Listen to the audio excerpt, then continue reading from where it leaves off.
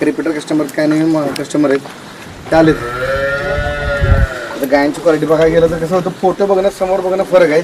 बोला साहेब, गाया तुम्ही समोर बघताय, क्वालिटी कशी वाटते गायांची? गायांच्या शेजारी या, जवळ या.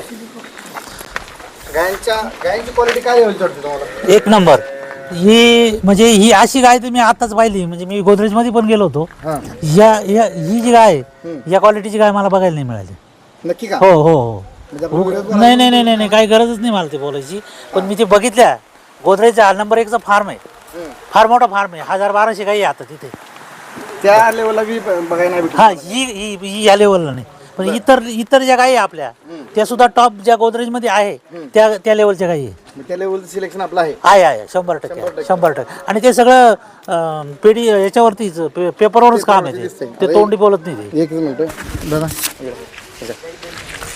आता तुम्ही गाया असंख्य ठिकाणी बघितल्या असतील, बरोबर? बऱ्याच ठिकाणी तुम्ही फिरला असेल, बघितले असतील. तुम्हाला इथं गाया बघण्यात आणि बाकीच्या गाया बघण्यात तुम्हाला काय फरक वाटला? जे आहे ते स्पष्ट गायच्या मध्ये.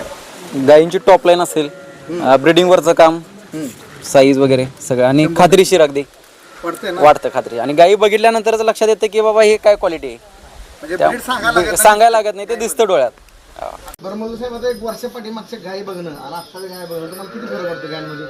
नाही, आता मी ज्या वेळेला आलो होतो, आता गाय घ्यायला तर सगळे लोक जिकडे तिकडे जात असतात, बरोबर? गाय तर भरपूर आहेत. तुम्हाला स्पेशली इथं असं काय वाटलं की वेगळं, की गायींच्या क्वालिटीमध्ये तुम्हाला काय फरक जाणवला का? 100%.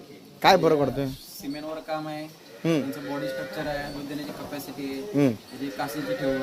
म्हणजे सिमेंटवर नाव सांगण्यापेक्षा तुम्हाला पुढे दिसतं का ती क्वालिटी आहे म्हणून? काय बघितलीस की कळतं की काय रेकॉर्डचे आहे, काय रेंजचे आहे. आतापर्यंत ज्या ज्या तुम्ही बऱ्याच ठिकाणी गाय बघितल्या असतील, अशा गाय किती ठिकाणी बघायला भेटल्या खरोखर प्रॅक्टिकल? पहिल्यांदाच बघितल्या या काही.